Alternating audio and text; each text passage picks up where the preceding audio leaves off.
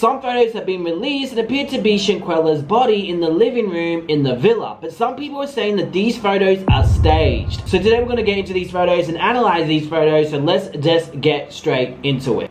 Gerado Zuniga has released these photos. Here is the first 3 photos, okay?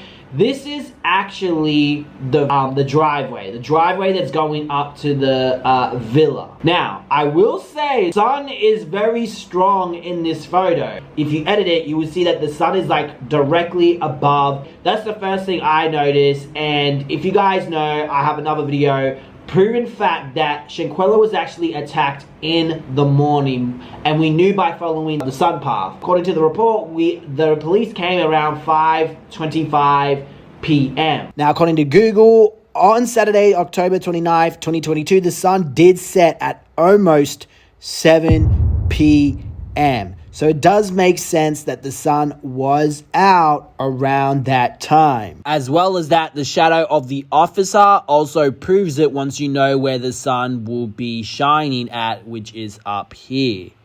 Now the next one is the ambulance photo, which a lot of people are saying, is this a real ambulance? What are these 3 letters here? It's hard to see because it's blur. So people are saying, is this a rented ambulance? Yes, people are really questioning everything, guys, due to Gerardo never correcting himself when he has new information. And if you guys keep watching, I will show you an example in this live because he actually does it again. Now, a lot of you guys also have the question, well, in this photo, Martin, where is Cabo 6? Cabo 6 should be outside, right? Because when Red Cross arrived, they told them to go outside and the police spoke to them, according to the report, right? Well, we don't know what time this photo was taken. Red Cross could have just walked in and told them, hey, can you please go outside? Number 2, they could be under the shelter near the main door. They're not gonna, I doubt they're gonna sit out in the sun. Just my opinion, I don't think they're gonna stand there in the sun and burn because it's gonna be very hot. We really don't know the time of these photos, so it's up for speculation and people making opinions of photos they don't even know when the time was taken. But try to have an open mind and not such a narrow perspective because you don't trust someone. Now let's go into the next photo, and the next photo here is the 2 Red Cross members, Katrina, who is the doctor. I made a video actually on that, so it's so hard to see her face though due to Gerado's label that he put in the middle. I don't know if he's getting that tip from NC. NCB does the same thing, and sometimes it interferes with the receipt. But it does look like she has glasses on. As well as that is Shanquella's body with light pink shorts that look like up to her knee, a black shirt. So this means, guys, that they dressed her up after she was attacked. Unless she was alive and they attacked her when she put clothes on, there's a chance that they put those clothes on. And judging by the sun path in my previous video, we know she was attacked in the morning. It's still so hard to tell if she died straight away from that injury due to one arm moving to move her hair and one arm was on her knee. And her arm, guys, actually moved 3 seconds after the last hit from Daejhanae. So it wasn't like the hit and then she went like this. It was nothing like that. It was like pause. It was like that. So I'm still on the fence on that. I do have a video coming regarding that, talking more detail about that. Unless NCB was correct about the final blow by Winter Dovanin. Again, we still don't know if that's true because there's no video proving it. It will be very difficult to put clothes on to a body that is limp. But you got to keep in mind, there are how many people in that building? 6. 6 people. I feel that 6 people can do it, especially if they don't want to go to Mexico jail. They're going to do everything to look and appear like they did nothing. Now, this also confirms that the body has been moved, according to Nazir, because Nazir said it was in the gaming room and then they went into the living room, which means they moved the body. Now, the body would have been very heavy, which means all of them would have had to pitch in to lift her body. I don't think Winter could have done that. I definitely don't think Daejhanae could have done that by herself. That means the fellas and maybe possibly the girls got involved into moving her body. And you also got to question, why is she not on the sofa and on the floor? Was it so heavy that they couldn't put her on the sofa? That's another question I have. Then we also have the Red Cross people. One of them looks like, what the hell's going on here? One of them looks like he's about to get down to assist.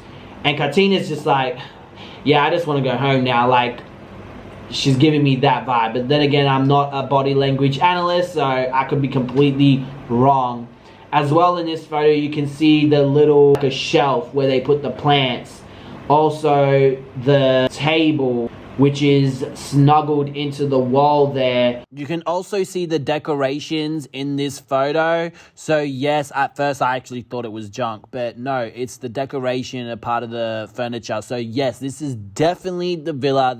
And obviously by the layout, that is the living room. So I do believe, yes, this is the living room. This is Villa Linda 32. Some people saying that this is fake and this is hired. I don't believe it, but hey, if you believe it is, please let me know why you think it is. Now let's get to the points of the stream that was interesting to me. Number one, he doesn't actually know if the attorneys and the authorities have these photos.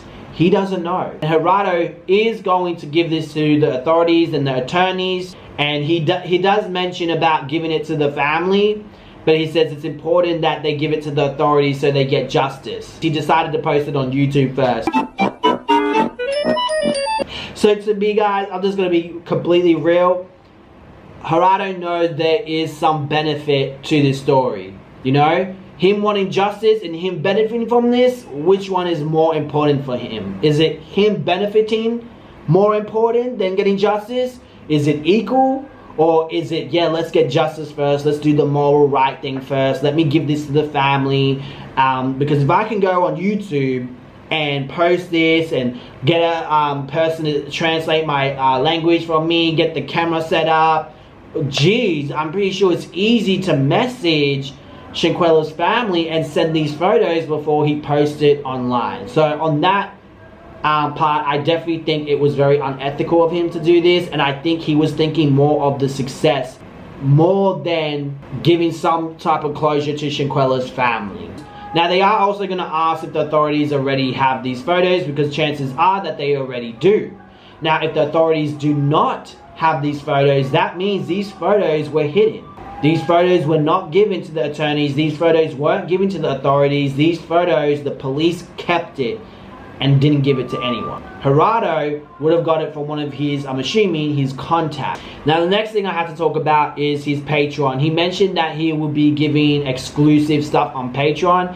I think that's just so corny to have exclusive stuff like that just so you can get some type of capital gain, because if you're really about justice for Shanquella, I think give it to the family, give it to the authorities, and put it out there on the internet. Putting it out there on the internet is going to keep this story alive, is going to keep people talking about this incident, is going to keep people pushing it and putting pressure on the US government to do their job, right?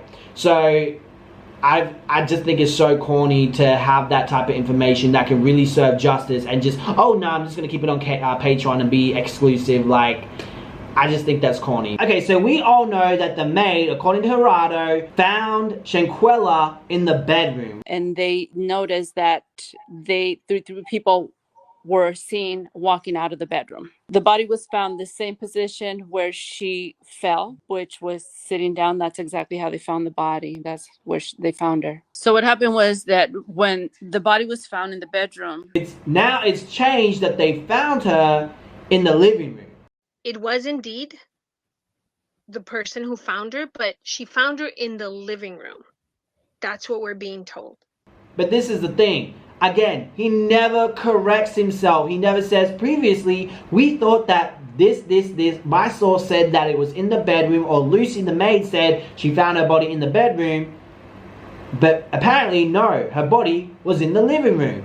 So, this, again, is a mistake on his end, and this is why people question him, because it's like, but didn't you say this before? So he really needs to learn how to correct himself or articulate when there's new information and put it in a way of, oh yeah, previously we thought this, but now it's actually this. So because of that, people always question everything he's always giving. Especially with Daejhanae being arrested, because apparently she's still working, and that will have to be another video. Subscribe for that later on. One more important thing I wanted to talk about. A lot of you guys are saying, hey, wasn't someone helping reviving Shanquella? Well, you can check out my timeline right here in this video, and that explains everything. You would know that no one at this time when the medics came was helping trying to revive Shanquella.